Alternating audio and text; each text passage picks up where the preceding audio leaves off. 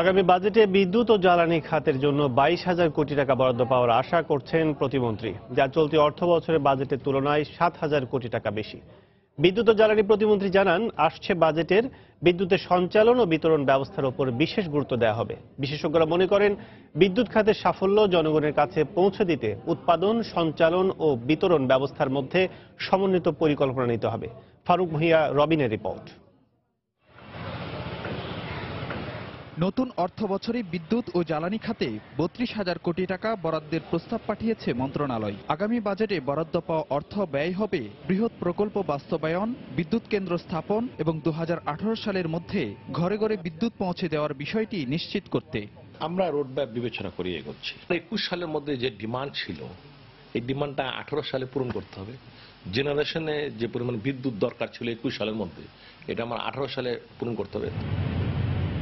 গত 8 বছরে বিদ্যুৎ উৎপাদন সক্ষমতা ব্যাপকভাবে বাড়লেও সঞ্চালন ও বিতরণ ব্যবস্থার তেমন উন্নতি হয়নি। তবে আসছে বাজেটে সঞ্চালন ও বিতরণ ব্যবস্থা আধুনিকায়নে দেওয়া হবে বিশেষ গুরুত্ব।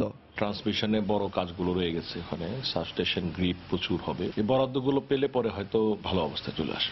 এবার আমি প্রেসার দিব যেভাবে হোক ট্রান্সমিশনে প্রাইভেট সেক্টর যেন আনতে পারে। ডিস্ট্রিবিউশনে ব্যাপকভাবে করতে চাই। নিরবিচ্ছিন্ন বিদ্যুতের ক্ষেত্রে ডিস্ট্রিবিউশন বড় দরকার। উৎপাদনের বিপরীতে সঞ্চালন ও বিতরণ ব্যবস্থার ব্যবধান কমিয়ে আনতে সমন্বিত সম্পদ পরিকল্পনা গ্রহণের পরামর্শ দিচ্ছেন বিশেষজ্ঞরা। জেনারেশন, ট্রান্সমিশন, ডিস্ট্রিবিউশন, এটা যে কোনো একটিতে যদি বটলনেক থাকে, তাহলে বাকি দুটো যতই শক্তিধর হোক না কেন, ওই একটির জন্য সম্পূর্ণ সিস্টেমটা যথেষ্ট দক্ষতার সাথে পরিচালিত হতে পারবে না। এই সমন্বিত সম্পদ পরিকল্পনায় কিন্তু উৎপাদনের সাথে সঞ্চালন বিতরণের যে গ্যাপ, সেটা থাকবে না।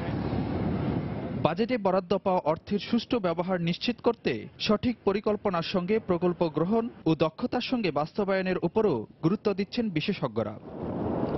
ফারুক ভূঁইয়া, রবিন, সময় সংবাদ, ঢাকা। অস্ট্রিয়ার